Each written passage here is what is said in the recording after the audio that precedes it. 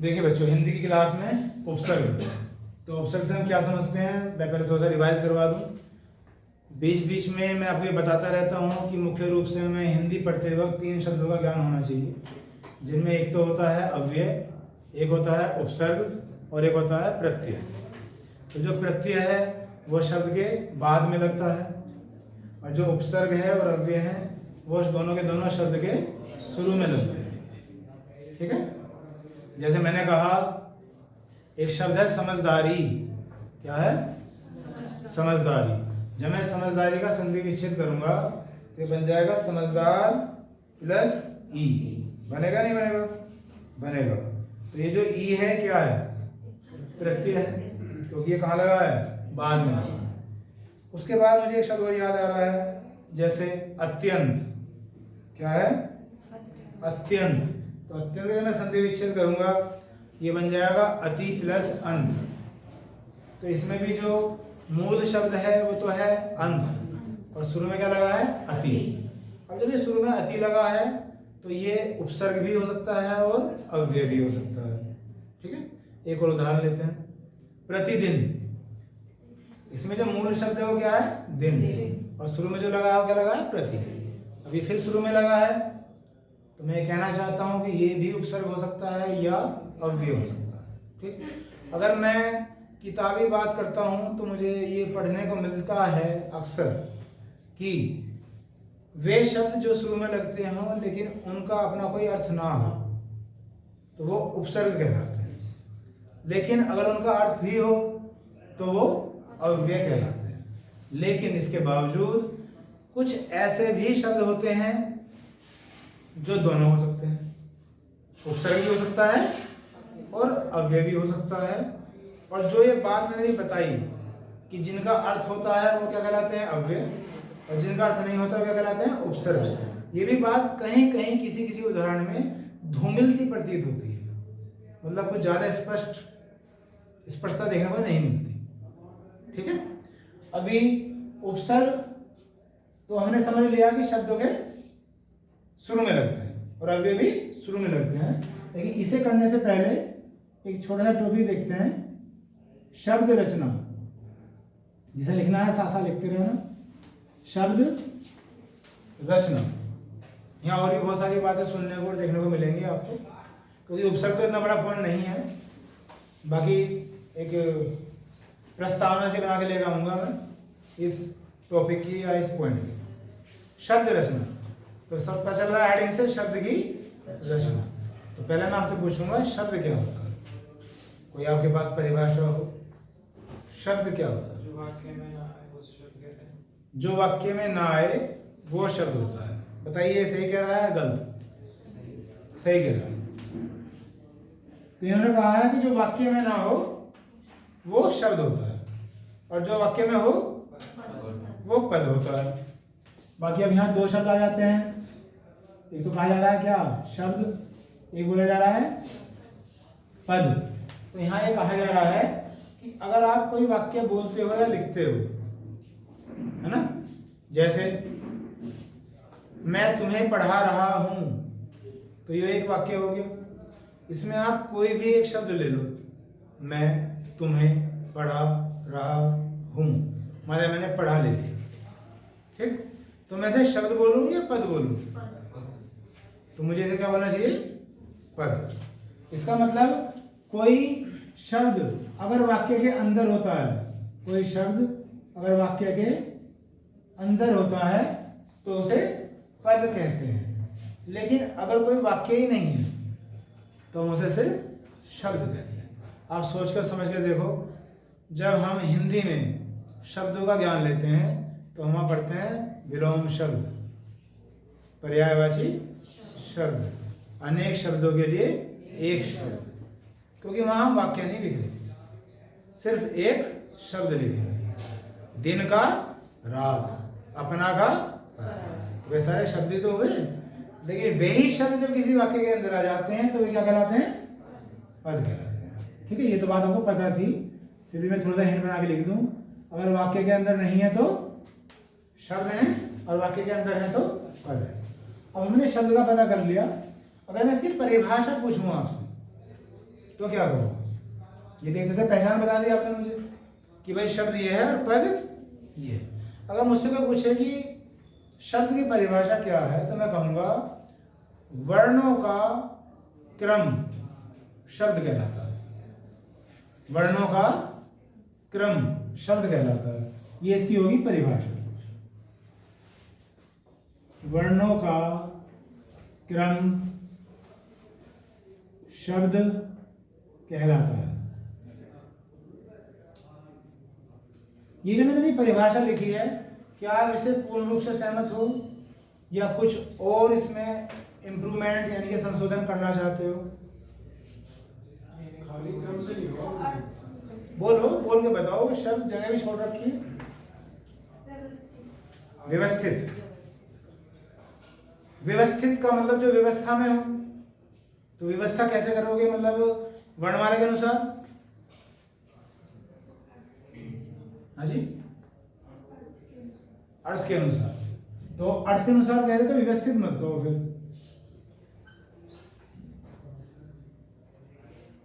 तो क्या बोलना चाहिए? क्योंकि व्यवस्थित बोलोगे तो वो सिर्फ व्यवस्था दर्शाएगा, सार्थक बोलोगे तो वो अर्थ के साथ, यानी कि वर्णों का कोई क्रम तो हो लेकिन उसका कोई अर्थ भी हो, तभी तो वो शब्द बनेगा, है ना। मतलब मैंने वर्ण लिख दिए, कै चे पे, ये भी तो वर्णों का समूह है, लेकिन ये कोई शब्द तो नहीं है क्योंकि इसका कोई अर्थ नहीं है। तो अर्थ होना चाहिए, ये हो गई है उसकी परिभाषा। ठीक, अब उसके बाद अब हमने यहाँ 3 शब्द पढ़ रखे हैं, 3 नाम पढ़ रखे हैं, जिनमें से एक होता है रूढ़। क्या होता है? रूढ़। एक होता है यौगिक, एक होता है योग रूढ़। रूढ़, यौगिक और योग रूढ़, ये जो मैंने शब्द लिखे हैं, कहीं भी कोई भी वर्तनी गलत हो तो बताओ। कहीं मात्रा उल्टी सीधी बना रखी हो, ठीक है सब कुछ। तो ये रूढ़ है, ये यौगिक है, ये योग रूढ़ है। कोई अगर हमसे पूछे भाई शब्द कितने प्रकार के होते हैं, तो अलग अलग परिभाषा के अनुसार अलग अलग हो सकते हैं। बाकी यहाँ पहले इन्हें बात करते हैं, यहाँ से एक या दो नंबर क्वेश्चन आता ही आता है। सबसे पहले मैं आपसे पूछता हूँ, आप बताओ रूढ़ शब्द क्या होते हैं? कौन बताएगा?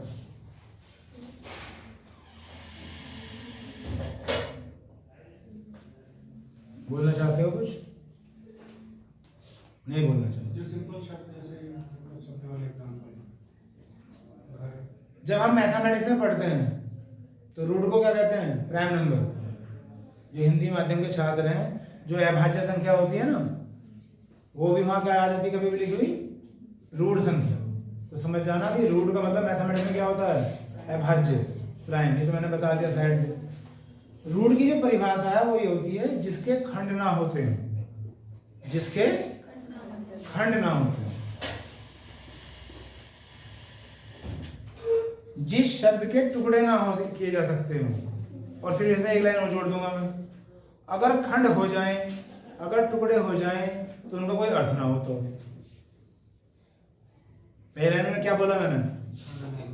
जिस शब्द के खंड ना होते हो।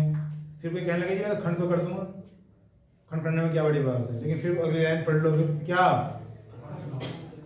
उनके कोई वास्तविक अर्थ ना होते। जैसे कोई हमने एक उदाहरण लिया, हमने लिया कमल। क्या लिया? कमल। अभी जो मैंने कमल लिखा है, शब्द है या पद है? शब्द है, क्योंकि मैं किसी वाक्य का प्रयोग नहीं कर रहा, ये सिर्फ शब्द है। अब मुझे किसी ने पूछा कि आपने ये तो बता दिया कि शब्द है, ये कौन सा शब्द है? तो मैं कहूंगा कि रूढ़ शब्द है। उसने फिर मुझसे पलट के पूछा रूढ़ शब्द क्यों है? तो मैं कहूंगा इसके खंड नहीं किए जा सकते। उसने कहा खंड तो हो जाएंगे, लो क्या मैं एक तरफ लिख लो, ले एक तरफ लिख लो, तो फिर मैं कहूंगा इनका कोई अपना अर्थ नहीं होता। क्या मैं का कोई अर्थ नहीं है। कम, कम माने कम या ज्यादा समझते हैं, चलो इसका अर्थ हो गया, बाई चांस निकल गया, क्योंकि इसका भी कोई अर्थ नहीं होता। ये शब्द ही नहीं है, क्या रह गया? अब वर्ण रह गया। तो रूढ़ शब्द की क्या परिभाषा हुई? जिसके खंड ना हो और अगर हो।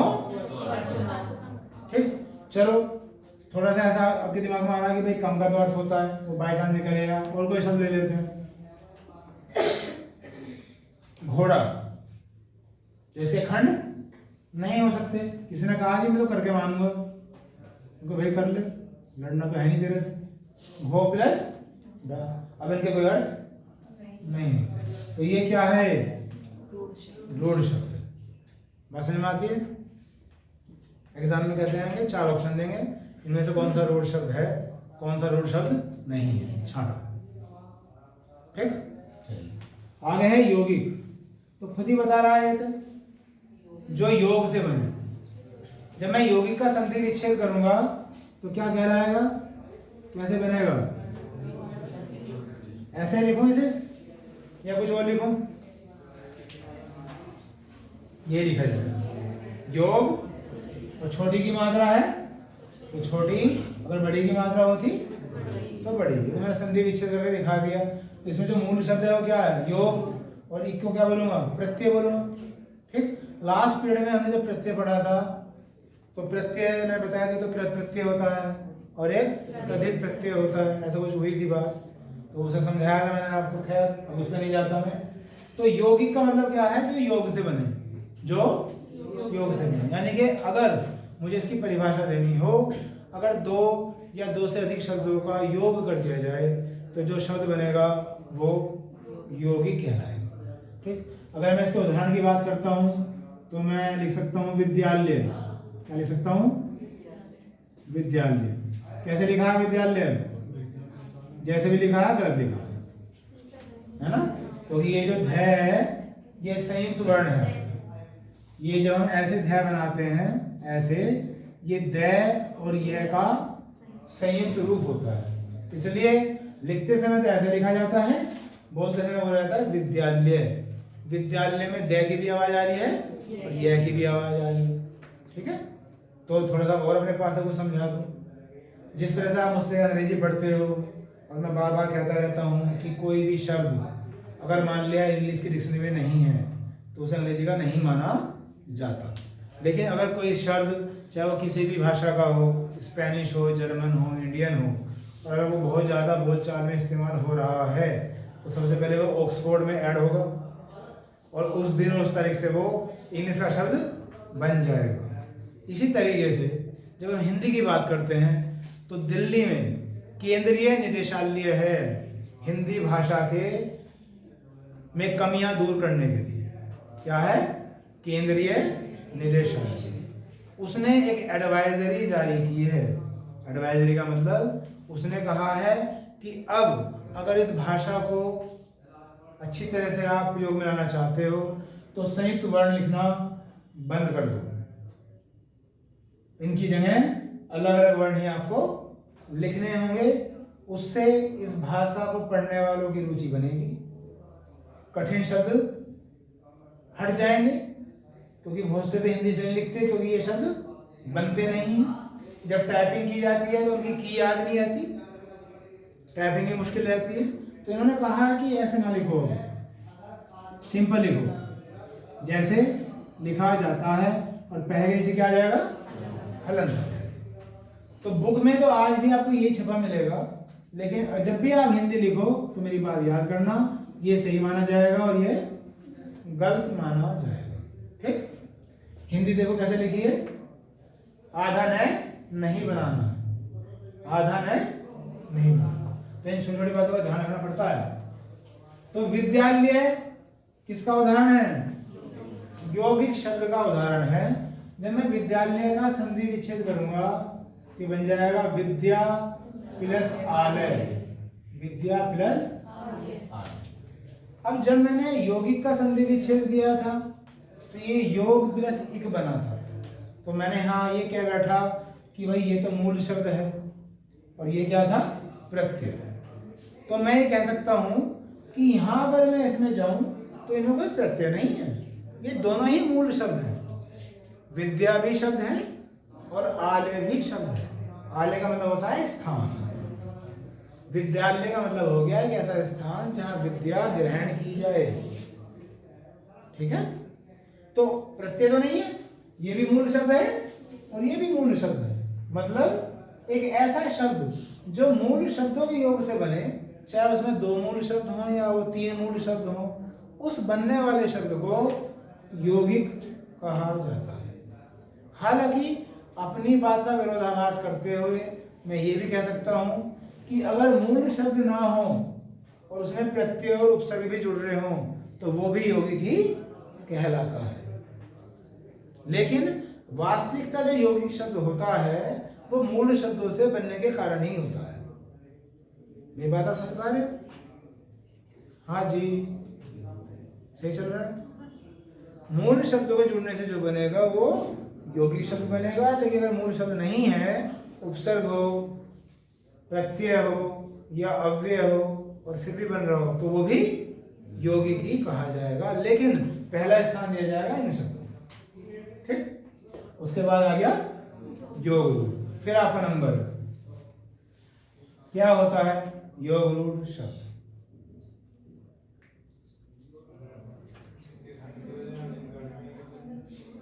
अब वही हैं जो इंजीनियर हैं जो मैथमेटिक्स से अच्छे जानकार हैं, उन्होंने अपनी इंजीनियरिंग लगानी शुरू करी कि भाई रूट को भी समझ लिया और यौगिक को भी समझ लिया, तो वो इनके मिलके ही बनता होगा, है ना। साइंस साइड यही होती है, एक फैक्ट से दूसरे फैक्ट को जोड़ना, दूसरे से तीसरे फैक्ट को जोड़ना। और सही भी हो आप, गलत नहीं हो, सब अपनी जगह है, सही है। तो आपने कहा कि जो रूट भी हो और जो यौगिक भी हो, तो पहले तो इसी की चर्चा करते हैं। चर्चा बहुत करता हूँ, ठीक। पहले तो इसे देखते हैं ये है या भाई जो बोल रहा है बच्चा वो सही है मायने में या नहीं है, कहना चाहिए नहीं कहना चाहिए। पहले मैं इसका उदाहरण लिखूंगा आपको समझाने के लिए, इसकी थोड़ी सी परिभाषा बताऊँ। जब आप बुक्स वगैरह में पढ़ेंगे तो इसकी परिभाषा ये होती है कि एक ऐसा शब्द जिसका कुछ अलग ही अर्थ हो, मतलब जो दिखने में है वो तो कुछ अलग है, लेकिन जो उसके मायने निकल रहे हैं वो कुछ अलग है। एक मैंने साधारण सी आपको पहचान बताई, ज्यादा शब्दों का प्रयोग ना करते हुए उस शब्द को हम पहचान सकते हैं कि वो क्या है, योग रूप। ठीक, जब हम समास पढ़ते हैं हिंदी में, पढ़े भी हैं और पढ़ते ही रहेंगे, तो ये लाइन किसे बोलता हूं मैं? जिन्होंने नहीं पढ़ी वो घबराएंगे और जिन्होंने पढ़ लिया उन्हें इत्मीनान है कि भाई हाँ हमने पढ़ लिया। समास में एक समास आता है बहुव्रीहि समास। ठीक, बहुव्रीहि समास क्या होता है? तो उसमें भी यही कहा जाता है कि जब प्रथम पद और उत्तर पद मिले और एक नया शब्द बने लेकिन उसका अर्थ कुछ अलग हो, उसे हम बहुव्रीहि समास से पहचानते हैं। जैसे नीलकंठ, तो नीलकंठ में जैसे मैं चर्चा करता रहता हूं आपसे, किसने पूछा कि भाई कौन सा समास है, तो इसमें 2 समास हो सकते हैं, एक तो कर्मधारय और एक बहुव्रीहि। क्योंकि नीलकंठ का मतलब है नीला कंठ, नीला कंठ। अब ग्रामर में तो बहुत अच्छे हो गए हैं इंग्लिश में, उसका फायदा हमें हिंदी में भी मिलने वाला है। नीलकंठ, तो कंठ क्या है? संज्ञा, वहां पे नाउन है, यहाँ क्या है? और नीला क्या है? विशेषण, वहां पे एडजेक्टिव है, क्योंकि नीला कंठ की विशेषता बता रहा है।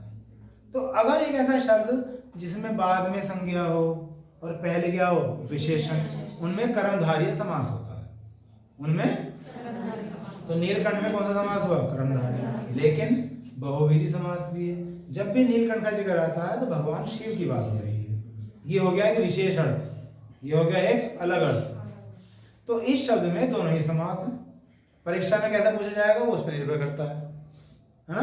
कभी कभी तो ऐसी बेवकूफियां देखने को मिलती हैं कि दोनों ही ऑप्शन में रख दिए जाते हैं और फिर आपसे पूछा जाएगा कि भैया एक पे निशान लगाओ, तो आप तो अपनी जगह सही हो, गलत तो वो था मेरे हिसाब से। या तो आप एक ही ऑप्शन रखो भाई, ऐसा तो कुछ मत करो स्टूडेंट के साथ, पर होता रहता है। नीलकंठ, तो मैं अगर इन सभी शब्दों को जोड़ दूं तो मुझे ये बात समझ में आती है कि जो योग रूढ़ शब्द होंगे उनमें बहुव्रीहि समास होगा, या जिनमें बहुव्रीहि समास होगा वो योग रूढ़ होंगे। बोलो हाँ या ना, क्योंकि बात तो मैंने एक ही कही है। मैंने तो यही कहा बहुव्रीहि समास भी उनमें होता है जिनका कोई विशेष अर्थ हो, और योग रूढ़ भी शब्द वही होते हैं जिनका विशेष अर्थ। तो बात लिंक होनी चाहिए कि जो योग रूढ़ होंगे वो बहुव्रीहि समास जरूर रखेंगे अपने। ठीक, तो इसका उदाहरण नीलकंठ हो गया। चलिए जी, और कोई ले लेते हैं, अलग से लेते हैं, बहुत है लंबोदर वगैरह, बाकी मैं कुछ अलग ले रहा हूँ। मैं ले लिया महामना। क्या ले लिया? महामना। भारत में कौन सी वो शख्सियत है हिस्ट्री के अनुसार जिन्हें महामना के नाम से जाना जाता है? मदन मोहन मालवीय जी को महामना कहा जाता है। जब आप कभी महामना पढ़ेंगे तो आपको दिमाग में आना चाहिए कि मदन मोहन मालवीय जी की बात हो रही है। ठीक है, तो ये जो शब्द है ये योग रूढ़ है या नहीं है?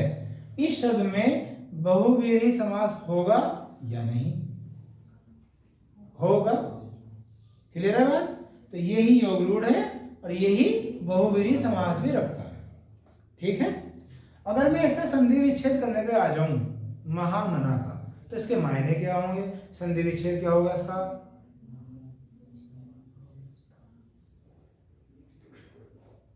महामना किन दो शब्दों को जुड़ के बनता होगा? अब आप मन में आ रहा है महालकड़ और मना लकड़, है ना, जो कमजोर हिंदी के लक्षण है। महामना, चलो भाई महा का तो मुझे अर्थ पता भी चलता है, महान, ज्यादा, महा, मान, और महामना, मना तो कुछ और समझते हैं, है ना, तो वो चीज नहीं है। ये है महामानव। क्या है? महामानव, मतलब जो मानव में भी क्या हो? महान। तो उसे बोलते हैं महा। इन तीनों में अंतर आपको समझ में आ गया? अगर एक दो नंबर में आएगा तो नंबर ले लोगे। जिसके टुकड़े ना हो सकते हो, अगर टुकड़े हो जाएं तो उसके अपने अर्थ ना होते हो, वो रूढ़ शब्द है। जो दो शब्दों से मिलके बने वो यौगिक है, और जो दो शब्दों से मिलके तो बन रहा है लेकिन एक विशेष ही अर्थ रखता हो वो योग रूढ़ है। ठीक है जी, चलिए जी, ये हमने देख लिया। अब कुछ हिंदी विषय में कंफ्यूजन होता है। कंफ्यूजन कैसे हो? किसी ने मुझे पूछा शब्द कितने प्रकार के होते हैं? ठीक, और अभी मैंने आपको यही पढ़ाया तो मैं बस यहाँ तक ही सीमित रहता हूँ। कोई शब्द तो बहुत प्रकार, विलोम शब्द भी हैं, पर्यायवाची शब्द भी, वे भी तो शब्द ही हैं, तो वो उनके अलग अलग प्रकार हैं। अगर मैं इन तीन तक ही सीमित रहता हूँ, और चलो मैंने आज ही क्लास करने के बाद मैंने आपसे यही पूछ लिया शब्द कितने प्रकार के होते हैं, तो आप कहोगे 3 प्रकार के होते हैं। लेकिन अगर मैं आपसे पूछ बैठूं आज ही क्लास को आधार मानते हुए कि अर्थ की दृष्टि से शब्द कितने प्रकार के होते हैं, तो शायद प्रॉब्लम आएगी। अगर मैं आपसे पूछ बैठूं रचना की दृष्टि से शब्द कितने प्रकार के होते हैं, तो भी शायद संभव दिक्कत आए, है ना। तो जब अगर आपसे कोई, मैं बार बार कह रहा हूँ, मैं सिर्फ आज इन 3 शब्दों की बात कर रहा हूँ, पूरी हिंदी की बात नहीं कर रहा हूँ। अगर कोई आपसे पूछे कि अर्थ के आधार पर बताओ, तो भी बताना है 2। कितने? 2। और कोई पूछे रचना के आधार पर बताओ, तो भी बताना है 2। अब कैसे, क्यों, वो हम देखते हैं। तो लिखिएगा, हाँ तो लिख लिया होगा, लिखिएगा, थोड़ा बात लिखते रहो। अर्थ के आधार पर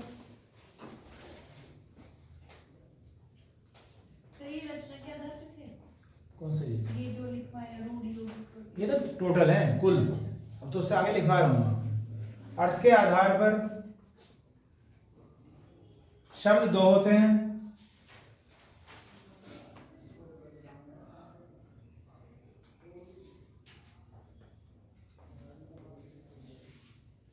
इसके आगे योजक चिन्ह बना लो,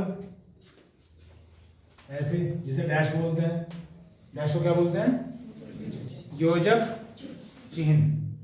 ठीक, और इसमें लिखिए यौगिक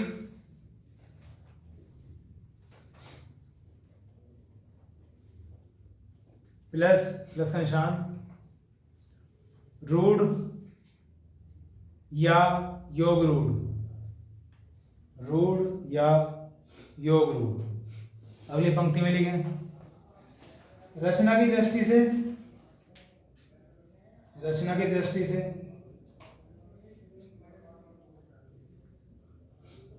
भी शब्द 2 होते हैं।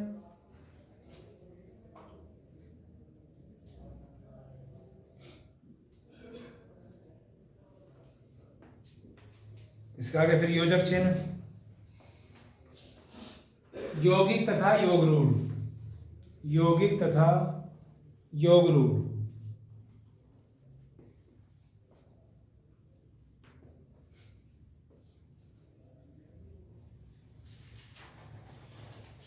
देखिए इन्हें समझ लीजिए। तो मैंने कहा है कि अर्थ की दृष्टि से शब्द होते हैं दो, और मैंने जो आपको लिखवाया है, क्या लिखवाया है पहली पंक्ति में? तो मैंने लिखवाया है यौगिक प्लस रूढ़ या योग रूढ़। तो इसका मतलब मैं क्या कहना चाह रहा हूं? मैं कहना चाह रहा हूं कि यौगिक तो है ही है, इन दोनों में से कोई एक ले लो, क्योंकि मैंने बीच में किसका प्रयोग किया है? या का किया है। ये बात हो रही है। तो ऐसा क्यों कहा जा रहा है? अर्थ के आधार पर यौगिक तो हो गया अलग, ठीक, और रूढ़ और योग रूढ़ में जो बात आएगी वो एक ही हो जाएगी, क्योंकि दोनों का जो अर्थ, कुछ शब्दों में जो दोनों का अर्थ होता है वो एक ही निकल के आता है कुछ शब्दों में। तो इस तरह से अर्थ के आधार पे हो जाते हैं दो, और जब हम लक्षण की बात करेंगे तो फिर भी दो होते हैं। अब कौन से लिखा है? और यौगिक और योग रूढ़। यहाँ ऐसा क्यों लिखवाया? क्योंकि बच कौन सा गया इनमें? रूढ़। और रूढ़ के जब खंड ही नहीं होते, और खंड हो जाए तो उनके अपने अर्थ नहीं होते, तो उनसे कोई शब्द जुड़ के नहीं बन सकता, वो किसी नए शब्द की रचना में भाग नहीं ले सकते। बात समझ आई क्या कह रहा हूं? तो अगर कोई जनरली आपसे पूछे कि भाई शब्द कितने प्रकार के हैं? 3 प्रकार, लेकिन अर्थ की दृष्टि से भी 2 और रचना की दृष्टि से भी 2, ठीक है। और मैं फिर रिपीट कर रहा हूं, बात कर रहा हूं केवल इन 3 शब्दों की, बाकी तो शब्द बहुत ज्यादा होते हैं। सकल शब्द पढ़े होंगे, विदेशी, आगत, देसी, विलोम शब्द, समानार्थी शब्द, पर्यायवाची शब्द, और भी सब क्या है? शब्द ही है। आगे लिखिएगा। यौगिक शब्दों की रचना 3 प्रकार से होती है। यौगिक शब्दों की रचना 3 प्रकार से होती है। ये आपका टॉपिक उपसर्ग चल रहा है, शब्द नहीं चल रहा है। बाकी अब उपसर्ग की प्रस्तावना बना के लेकर आ रहा हूं। क्या बोला मैंने अभी? यौगिक शब्द की रचना 3 प्रकार से होती है। नंबर 1 उपसर्ग से,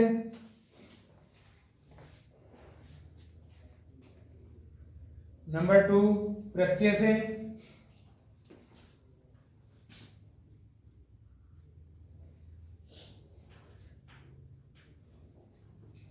नंबर 2 प्रत्यय से, और नंबर 3 समास से। समास से। तो यहां ये बताएगा कि जो यौगिक शब्द है वो 3 प्रकार से होते हैं। तो मुझे पहले बताना था कि भाई यौगिक क्या होते हैं, है ना। तो मैंने भी क्या कहा, थोड़ी देर पहले कहा था कि यौगिक शब्द वो है जो 2 या 2 से अधिक मूल शब्दों से मिलकर बनता हो। लेकिन अगर मान लिया प्रत्यय और उपसर्ग जुड़ रहे हो तो वो भी यौगिक ही कहलाएगा, ये मैंने कहा था। तो या तो वो उपसर्ग से बन जाए, या फिर वो प्रत्यय से बन जाए, या फिर वो, तो 3 प्रकार के यौगिक शब्द बनेंगे, ठीक। अब उपसर्ग से, जैसे मैं भी बता रहा था, क्या अत्यंत, क्या कह रहा था? अत्यंत। अत्यंत की वर्तनी कैसे लिखो बताओ? आदत है जी, यह के ऊपर अनुस्वार, ये हो गया है अत्यंत।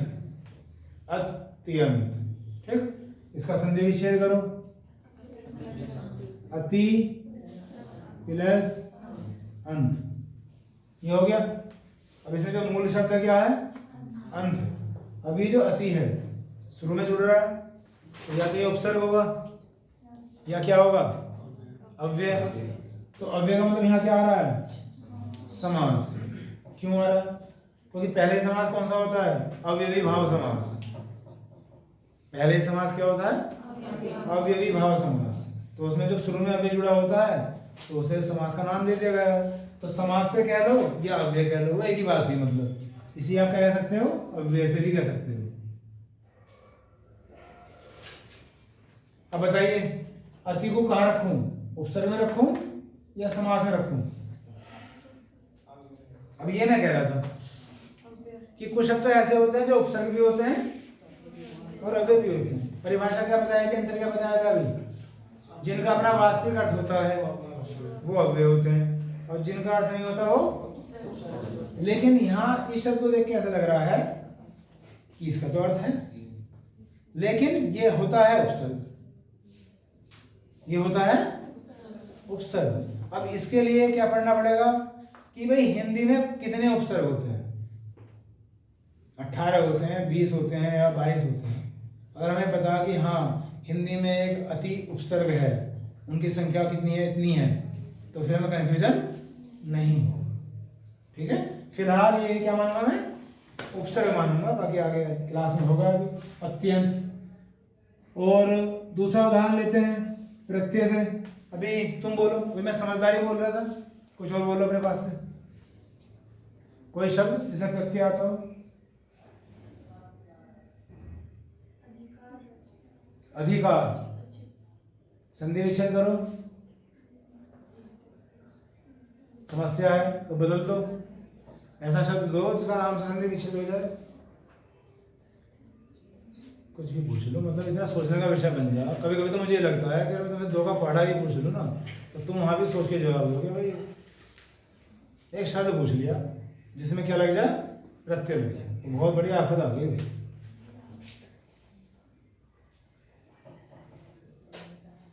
क्या लिखा, लेनदार, तो ये हो गया ऐसे ही, लेन प्लस दार।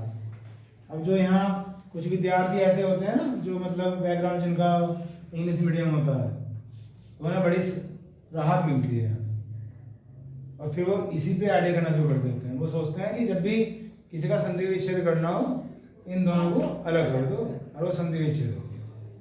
लेकिन वो ऐसा इसलिए हुआ क्योंकि यहाँ ये भी शब्द बन गया और ये भी शब्द बन गया। दार भी शब्द होता है, विदेशी भाषा का शब्द है।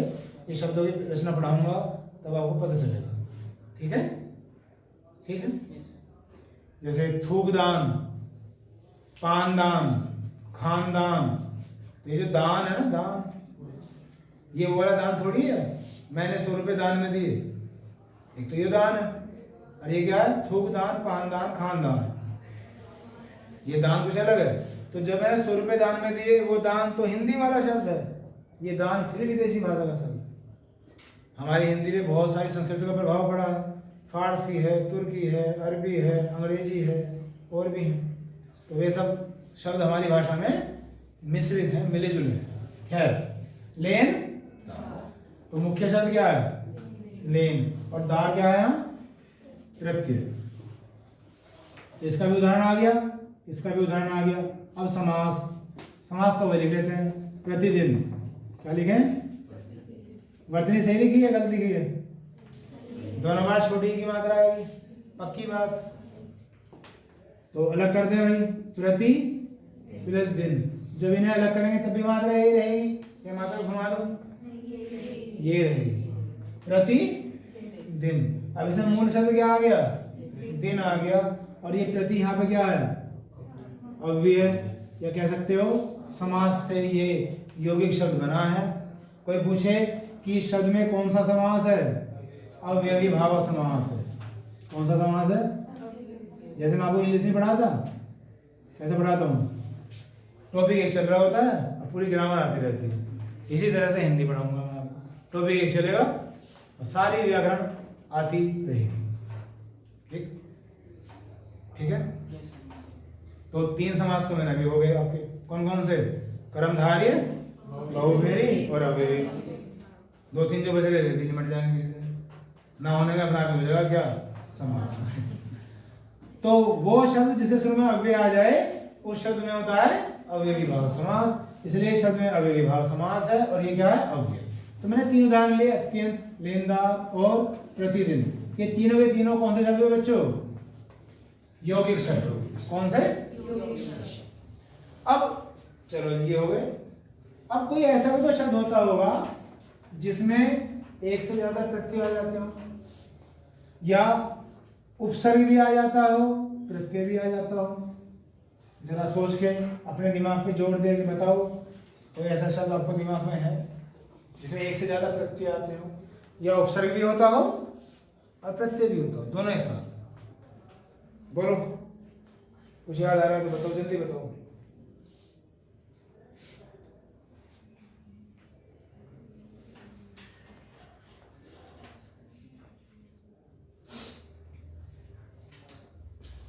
नहीं?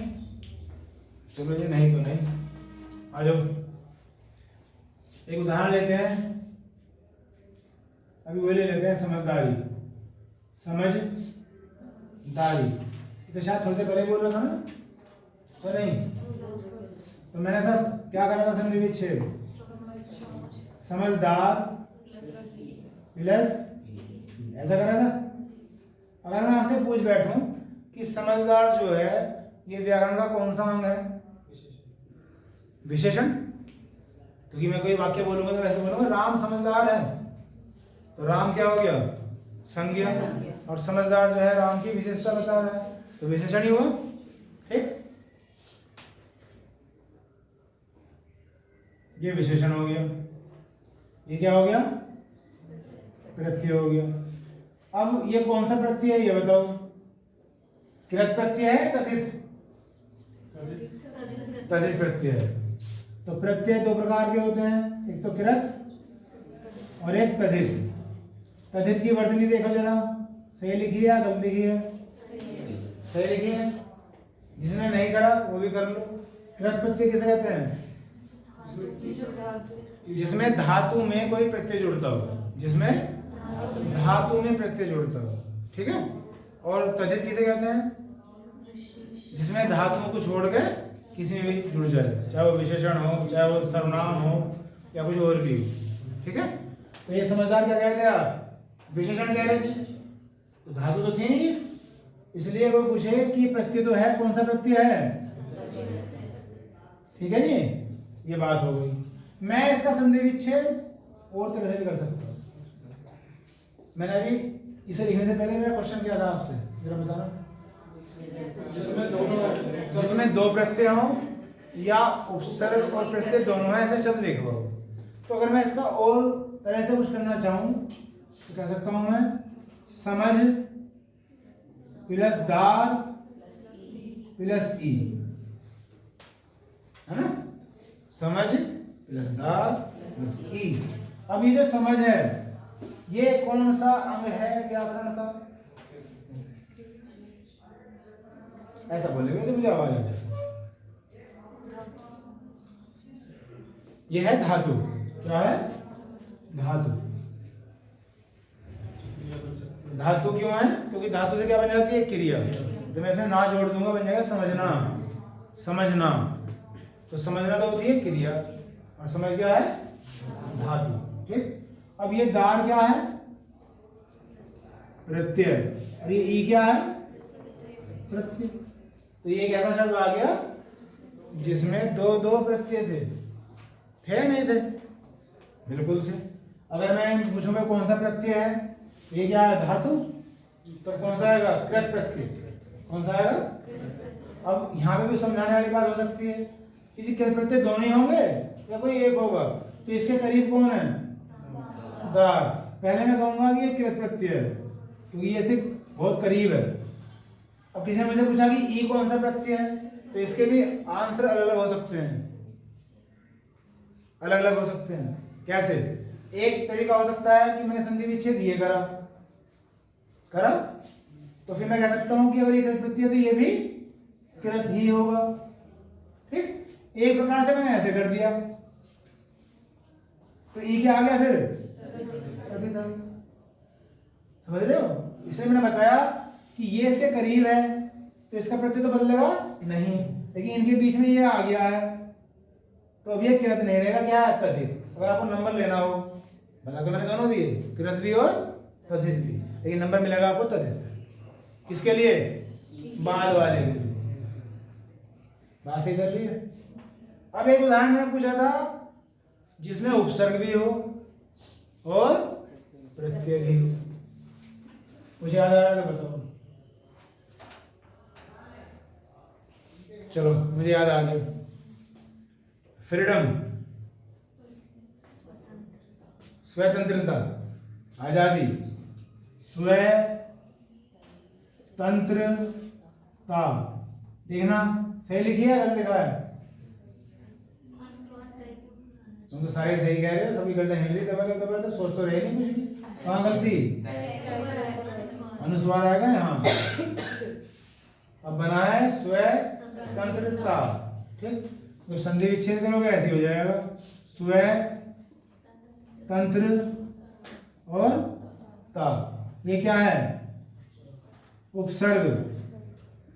ये क्या है? मूल शब्द। ये क्या है? प्रत्यय। ठीक है जी। अब क्योंकि लास्ट पीरियड में मैंने प्रत्यय पढ़ाया था तो प्रत्यय की तो जानकारी है, अगर किसी ने नहीं भी पढ़ा तो बस यही जानकारी है। ये फिर प्रत्यय आ गया, बताओ कृत प्रत्यय है तद्धित प्रत्यय है? तद्धित। क्यों? इसे देखना पड़ेगा। तंत्र, ठीक। अब तंत्र धातु है या कुछ और है? अगर मेरी हिंदी कमजोर है तो मेरी इंग्लिश बहुत अच्छी है, मैं कुछ शब्दों का काम इंग्लिश से भी चला सकता हूँ अगर मेरे में थोड़ी सी कॉमन सेंस हो। तंत्र को इंग्लिश में क्या कहते हैं? इंस्ट्रूमेंट। वो इंस्ट्रूमेंट तभी कहते हैं जब वो आप लेबोरेटरी में हो।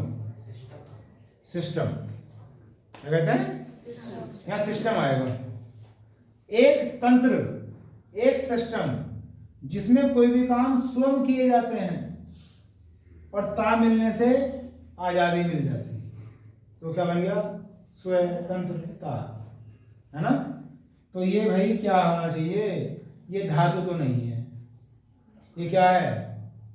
क्या है? संज्ञा है। संज्ञा है। और जब संज्ञा है तो ये कौन सा प्रत्यय हुआ?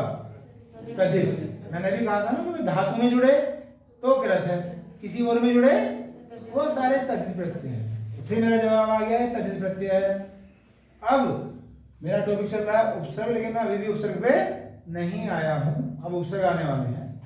अब आगे जो लिखाए जाएंगे कि उपसर्ग संस्कृत में तो इतने होते हैं, हिंदी में इतने होते हैं, और इनके नाम नहीं होते। कोई पूछे कि भाई ये जो उपसर्ग है, जैसा आपने प्रत्यय बता दिया कि तद्धित है कृत्य, तो उपसर्ग बताओ, तो बस इससे आप ऐसे ही वर्गीकरण कर सकते हैं उसका कि हिंदी का है या संस्कृत का। तो फिलहाल ये इसका है हिंदी, क्योंकि हिंदी में और संस्कृत में कॉमन है, कुछ अलग से भी आए हैं, वो भी बात जानकारी दी जाएगी आपको। तो इस तरह से शब्द हो गए बच्चों। शब्दों के हमने अंतर देख लिया इनमें कि क्या क्या अंतर है। बस पीरियड का समय तो हो गया, रिवाइज करवा दो मुझे 2 मिनट।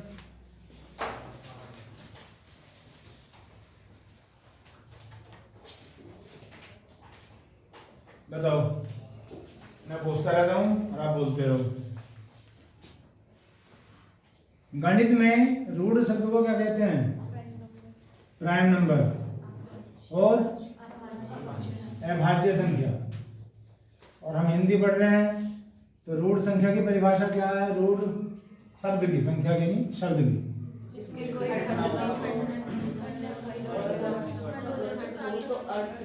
जिसके खंड ना हो या उनके अर्थ ना हो। उदाहरण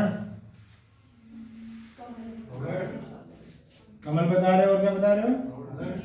घर बता रहे हो, घोड़ा बता रहे हो, ये सारे क्या हैं? चल रहा होगा ना पता क्यों है रूढ़, है ना।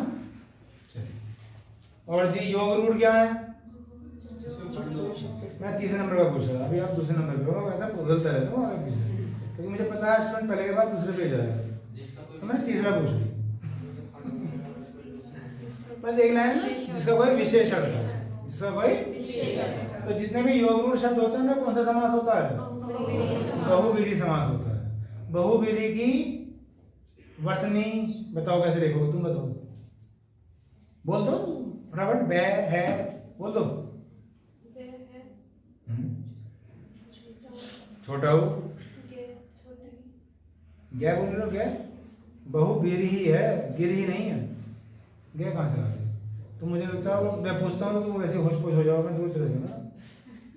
जब थोड़ा बहुत आता था वो भी गया। बहुगिरही बन रहा है अब तो। बहुगिरही, बे है, छोटे की मात्रा, फिर बे नीचे रह, बड़ी की फिर छोटी की मात्रा किस पे है, यह है बहुव्रीहि। ठीक है। और जी रचना के आधार पे कितने शब्द होते हैं? 2। अर्थ के आधार पे 2 होते हैं। ऐसा शब्द जो उपसर्ग और प्रत्यय से बनता है बहुत सारे हो सकते हैं, बाकी ये बोल तो कौन सा? स्वतंत्रता। ऐसा शब्द जिसमें 2 प्रत्यय हों, समझदारी। ठीक है। यौगिक शब्द कितने प्रकार के होते हैं? 3 प्रकार के। कौन कौन से किसी से बन सकते हैं? उपसर्ग से, प्रत्यय से और व्यय या समास, वो एक ही बात हुई। ठीक है। प्रतिदिन में कौन सा समास है? अव्ययभाव समास है। महामना में कौन सा समास है? बहुव्रीहि समास है। नीलकंठ में कौन सा समास है? बहुव्रीहि और कर्मधारय। तुम बताओ कर्मधारय क्यों है नीलकंठ में? इसलिए तो पूछा ही था, उनसे क्यों नहीं पूछा? तुमसे से तो पूछा, कुछ पता नहीं। तुम बताओ। सर कंठ तो संज्ञा है और नीलम विशेषण है, तो इसलिए जिसमें विशेषण जब पहले विशेषण और बाद में संज्ञा हो तो वहां कर्मधारय होता है। चलिए बस याद नहीं।